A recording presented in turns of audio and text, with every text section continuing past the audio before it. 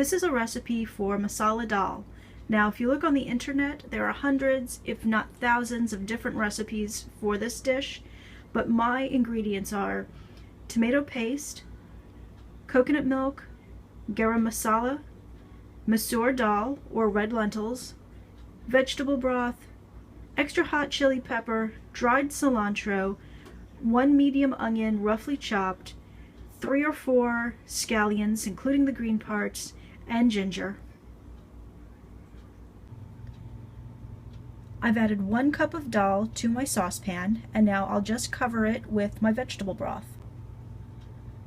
You'll want to simmer this for 15 or 20 minutes until your lentils are soft and the majority of the broth is absorbed. If you find that your broth is absorbing quicker than the lentils are cooking, add more broth, stir it, put the lid back on the pot, and keep an eye on it. It's been just under 20 minutes and the dal are cooked. All of the broth has been absorbed. It's alright that these are mushy. That is actually what you're going for. You want a nice, super soft texture. And now that these are cooked, I'll set them off to cool and work on the rest of the recipe. Since I don't have any ghee, I'm adding 1 tablespoon of butter to my saucepan. Once this melts, I'm going to add in half of my onions and my ginger. I'll let this cook for 2 or 3 minutes and then add my next ingredient. Next, I'm adding in my garam masala powder and hot chili powder. What I've added is 1/2 teaspoon of the chili powder and 1 teaspoon of the garam masala powder. I'll let this cook for 1 to 2 minutes and then add my tomato paste. The reason I fry the spices is to allow them to bloom and to open up. They become very fragrant and they get an almost toasty flavor to them. So it's not just hot chili pepper.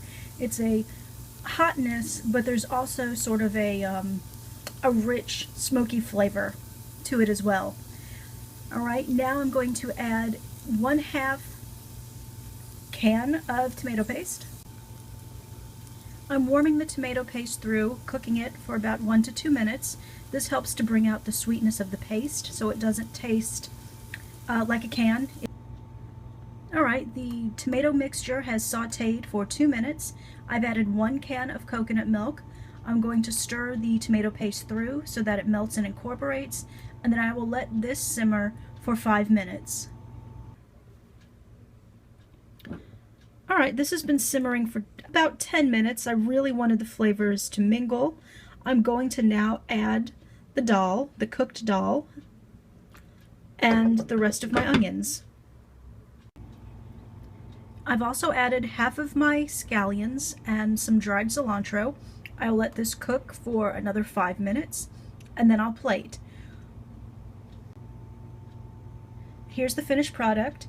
As it stands, it can be served as is, which would be sort of like a soup, or it can be served on top of rice or quinoa, other vegetables, even pasta if you like. I've often put this over baked potatoes. It's delicious that way. But when I do plate it, I'm going to add the remaining scallions that I chopped up earlier and squeeze a little bit of fresh lime on top.